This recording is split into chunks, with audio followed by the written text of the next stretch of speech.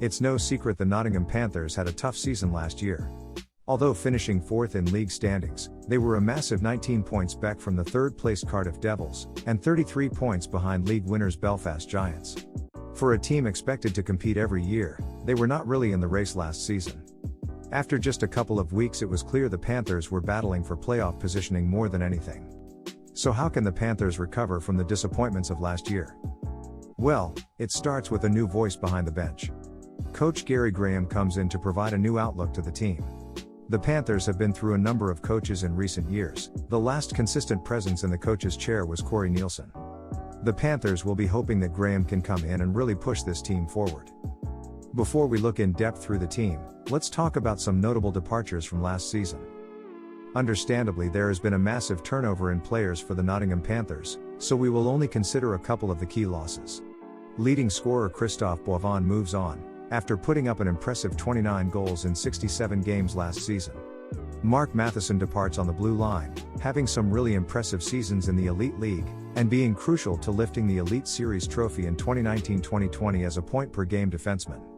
He became a real leader on this team. However, it was clear that last season he struggled to produce as he had done previously in his career. Fan favorite Mathew Gagnon moves on from the Panthers. His antics and gritty style will surely be missed. And of course, losing two key British players in Ollie Betteridge and Josh Tetlow.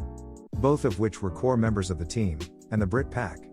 Both opting for opportunities in Europe. Now let's take a look at this year's roster. This is how I have the lineup, but as always take it with a pinch of salt. So many guys on this roster can play multiple positions, and 10 are listed as playing center. We don't know who will find chemistry with who, so the lineup could end up looking completely different. This is just how I view it as we currently stand. In net we have Alex DeBow and Jack Barry. The defensive pairings we have that shutdown pairing of Mathew Gagnon and Craig Moore. Moore, having played with Kyle Haas last season, knows how to play that role. The second pairing I have the physical Matt Caruso, playing with the offensive, all-round Dougie Legrone. I think JC Broussard takes the top spot on the left, pairing him with the two-way Kelly Summers. In the forward group, I have the top line as Jeremy Welsh, with Adam Brady and Brett Welachka on the right. I have the all-ex-Coventry players line of Luke Ferrara, Andrew Johnston, and Mike Hammond, who should find chemistry. I have the third line with Craig Puffer, Matthew Myers, and Tanner Sorensen. With Myers potentially dropping to that fourth line. I could see them putting together an all-Brit line of Hopkins, Kelsall, and Myers. So, let's go through the roster in depth and see if this team is a contender. When it comes to the Panthers goaltending, I think this is the most interesting part of their lineup. Alex DeBow comes in as likely the starting goalie.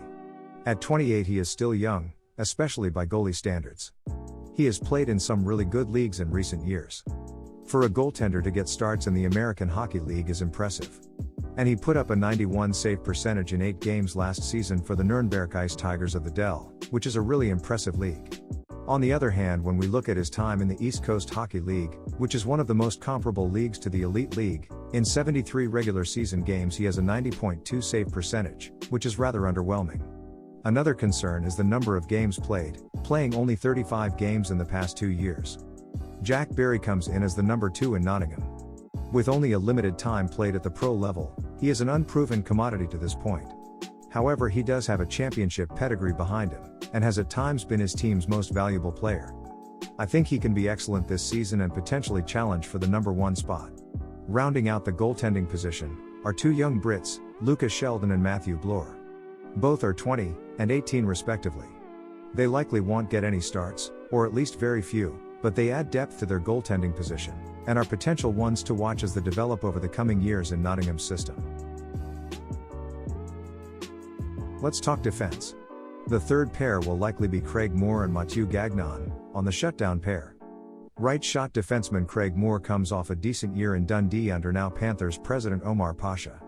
Not known for his flashy skills, or his offensive production, but he is a steady, well-positioned, homegrown blue liner. Coming off a season where he was largely paired with Kyle Haas, he will be looking to play a similar role in Nottingham alongside Mathew Gagnon. Fan favorite Gagnon makes his return to Nottingham. He comes in as the muscle on the back end. He brings something that very few can. The ability to clear the net, and play with that level of toughness against the boards. He is a guy that makes it very difficult for forwards to get to the net and bang in rebounds. Moving through to the second pair, I have Michael Carruzzo and Dougie Legrone. Carruzzo plays a checking, tough to play against style. Another guy not known for his flashy offense, although he does have a heavy shot. With an extensive American Hockey League career, and even a brief spell in the National Hockey League, he knows how to defend against very skilled players. Dougie Legrone brings with him an all-round game. Although being 28, he doesn't have too much experience at the pro level. However, he had a real breakout year last year in the East Coast Hockey League, putting up 30 points in 72 games with the Oilers, 10 of which were goals. He will likely get some time on the power play, perhaps the second unit. JC Broussard returns to the Panthers for another season. Despite the disappointments of last season, he was one of the bright sparks, and I think there is more there. At times last season the Panthers really struggled to score goals. With Broussard's passing and shooting ability, I think his points comes up a bit this year. Especially under Gary Graham, who is an offense-first style of coach which I think will really suit Broussard's game. I have him paired on the top unit, alongside Kelly Summers. Although being just 26, he has played at a high level. With an impressive record in the East Coast Hockey League, time spent in the American Hockey League, and most recently of Germany's second-tier league. He brings that 200-foot game. Happy in his own zone as well as the offensive zone. Happy to check, happy to shoot. I think his game will allow Broussard to really shine offensively. And finally, adding depth to the D-core is Archie Hazeldean. Brother of Joe Hazeldean. Standing at 6 feet 3 inches, he is not a small guy by any means. At just 18 years old he still has quite a lot of developing to do, and at 165 pounds needs to add some more size. But he has had a promising career in the minors so far. 25 points, in 46 games with the Leeds Knights this past season is no joke. I do wonder how many games he actually gets into for the Panthers this year. I would hate for Nottingham to rush his development. I would think he only gets into games if there are multiple injuries on the back end. I think if you only have one injury, you probably roll 5 defensemen, and keep Hazeldean in the minors at this point.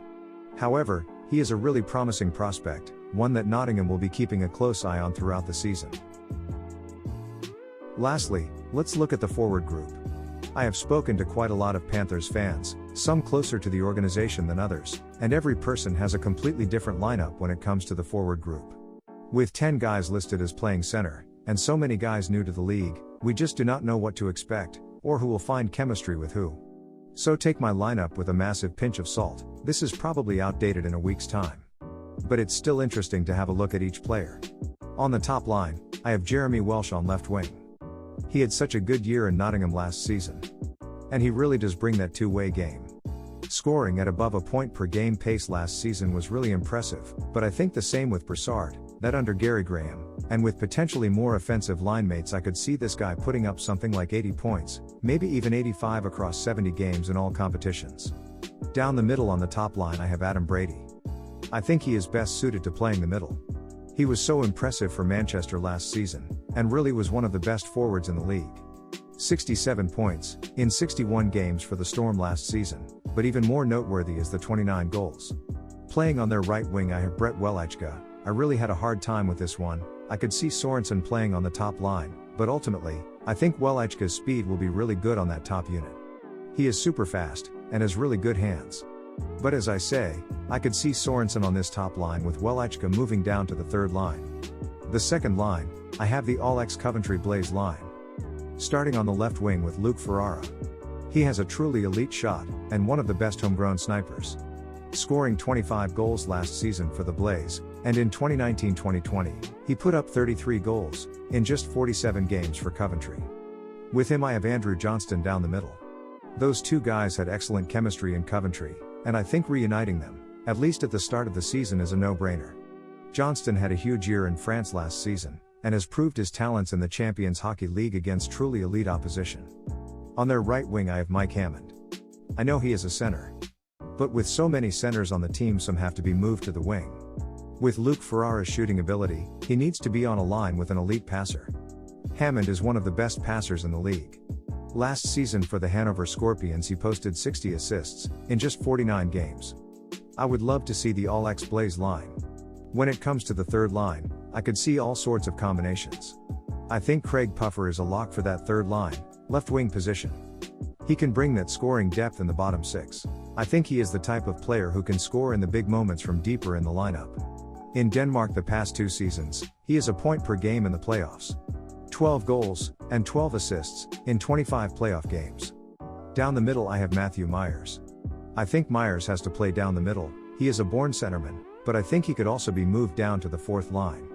He had a real comeback season last season, and was playing top line center for a while there. But let's face it, he is 37. And perhaps a reduced role on the 4th line would suit him better at this point. But despite this, if he can play with similar form this coming season, I think 3rd line center is a good spot. On the right wing I have Tanner Sorensen. Again, I could see Sorensen on that top line with EIHL moving down. But for now I think Sorensen on the 3rd line really spreads the defense out through the lineup. With such an impressive wrist shot, he will definitely get some goals and some power play time. He is listed as a center, so I could also see him playing down the middle. Guys like Sorensen really give Graham a wealth of options with this forward group. The 4th line may well end up being the 3 Brits of Kelsall, Hopkins, and Myers. But for now I have Steven Anderson on that right wing spot. He is a really good all-round player, and it actually seems a shame to have a guy this skilled on your 4th line. I really like Kelsall playing center last year. And I think he should get another shot at playing down the middle this year. However, I do think he needs to take that next step offensively. He had 7 points in 49 games last season, which was a good step, especially with 4 goals. We know offense isn't his game, but I would like to see him take a step, especially playing with some more skilled forwards, and playing Gary Graham's system. Now this is where it gets interesting. Jack Hopkins. I think it's easy to just throw him on the 4th line and be done with it. But after speaking to quite a lot of people, especially those closer to the organization, they are really high on this guy. He is really gifted offensively, and could be the next homegrown player to be a real scoring threat. Last season in the minors he had 16 goals, and 33 assists, for 49 points, in just 40 games. He could be a dark horse for playing further up the lineup. So there we have it. Your 2022-2023 Nottingham Panthers roster. Again, take the forward lineup with a pinch of salt. This team probably has the most flexibility in the league with its forward group.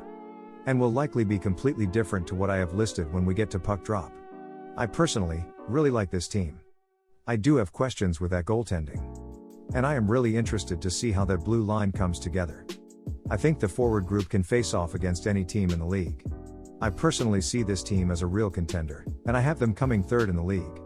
But what do you guys think? Is this team a contender? Can they recover from last year's disappointment? Can Gary Graham come in and be that presence behind the bench that Nottingham have been looking for since Corey Nielsen? Please leave your comments below. Please like and subscribe. And thank you so much for watching.